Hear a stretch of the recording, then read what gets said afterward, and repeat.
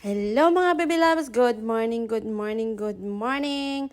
Ayan, to this video ay mag-operation cleaning na naman tayo. Ayan, mag-general cleaning kami kasi super alikabok. Kasi after ng gawa ng tiles namin sa loob, ang lahat na alikabok is umakyat at hanggang labas.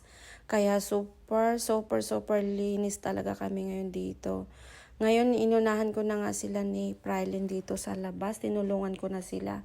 Kasi sila sa loob pa. Kaya ako, dito na ako sa instead na magtingin ako sa kanila, ayan, tinulungan ko na sila. Kasi ang hirap naman pag hintayin ko pa sila kasi mamaya pa yan ata sila matapos sa loob. Kasi nga ang daming alikabok sa loob hanggang taas. So, para mabilis kami, dito ako sa labas maglinis. Nilinisan ko na rin yung mga halaman ko kasi pati mga dahon maalikabok talaga. Ayan, dito na nga pala ako sa loob ng bahay kasi sabi ni Aris, check ko daw yung kanyang linis.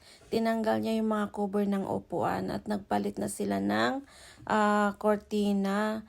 At si Aris is pinunasan yung mga bubong ay yung taas ng mga ref tsaka yung mga pantry kasi ang alikabok umakyat dun sa taas kasi kahit pag magpagawa ka ng tiles talaga sobrang alikabok, ang grabe talaga.